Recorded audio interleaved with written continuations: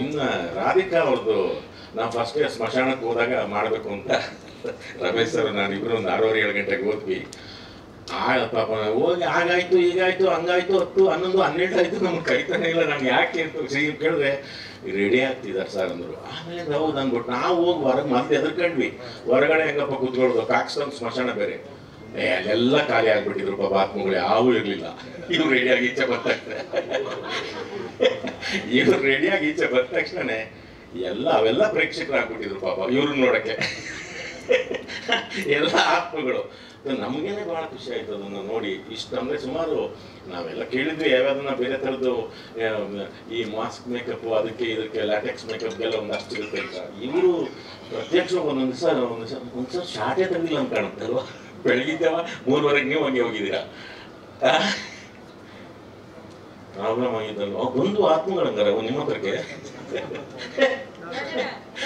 ನಮಗ್ ಗೊತ್ತಿಲ್ಲ, ನಮಗ್ ನಿಜವಾಗ್ ಗೊತ್ತಿಲ್ಲ.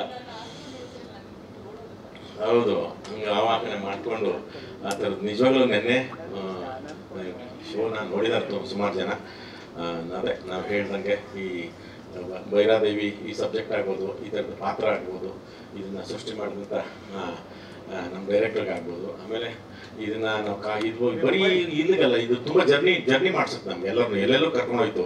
ಆ ಯಾನಾಗೋದ್ವಿ, ಆ ಯಾನದ ಕೊರಕ್ಲು ಸಂಧಿಗಳು, ಪಾರವಾಡ ಗಿರ್ವಾಡ ಓಡಾಡೋ ಜಾಗದಲ್ಲಿ ನಾವು ಓಡಾಡ್ಕೊಂಡು ಆಮೇಲೆ ಕಾಶಿದ್ ಬಿಡಿ, ಕಾಶಿದು ಇನ್ನೊಂದು 5-6 ದಿವಸ ಇದ್ದಿದ್ರೆ, ನಾವು ಇನ್ನೊಂದು 2-3 ದಿವಸ ಇದ್ದಿದ್ರೆ ನಮಗೂ ಒಂಥರ ವೈರಾಗ್ಯ ಶುರುವಾಗೋದು, ಇಲ್ಲೇ ಇದ್ಬಿಡೋಣಪ್ಪ ಅಂತ ಅನ್ನಿಸ್ಬಿಡೋದು. ಯಾಕಂದ್ರೆ ಅಷ್ಟು ಅದು ತುಂಬ ಕಾಸ್ಮಿಕ್ ಎನರ್ಜಿ ಇರೋದು ಜಾಗ. ಅದಕ್ಕೆ ನಾವು ಸಾಕಷ್ಟು ಹೋಗಿದ್ವಿ. ಬಟ್ ಇದೇ ಪಾತ್ರಕ್ಕೆ ಹೋದಾಗ ಆ ಕಾಶಿ ಇದಾಗ್ಬೋದು, ಮಿಕ್ಕಿದ್ದು ಅದನ್ನೇ ಇಡಿಯಾಗಿ ಪೂರ್ತಿ ಅದರದ್ದು ಆ ಗುಹೆ ಸೆಟ್ನಾಗ ಕಂಠೀರವಲ್ಲಿ ಹಾಕಿದ್ರು ರವಿಯವರು, ನಾವು ಜಾಧವ್ ಅವರು. ಅಯ್ಯಪ್ಪ ನಮಗೆ ಅಲ್ಲೇ ಇದಾರಲ್ಲ, ಆ ತಲೆ ಕೂಡ ಎಲ್ಲ ಎಲ್ಲಿ ಹುಡ್ಕೊಂಬಂದ್ರನಪ್ಪ ಅಷ್ಟೊಂದು. ನಿಜವಾಗ್ಲೂ ಒಂದು ಬೇರೆ ಥರದ ಪ್ರಯತ್ನ ಮಾಡಿದ್ದಾರೆ ಈ ಸಿನಿಮಾದಲ್ಲಿ.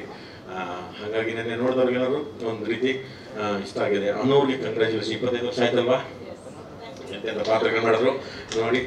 ರಮೇಶ್ ಸರ್ಗೂ ವಯಸ್ಸಾಗಿಲ್ಲ, ಇವ್ರಿಗೂ ವಯಸ್ಸಾಗಿಲ್ಲ. ಎಲ್ಲ ಹೆಂಗ್ ಟೀಮ್ ಇದು ರಾಧಿಕಾರದಿಂದ ಸೇರ್ಕೊಂಡು ಎಲ್ಲಾರ್ದು. ನಮ್ದೇ ಸ್ವಲ್ಪ ಹೆಂಗೋ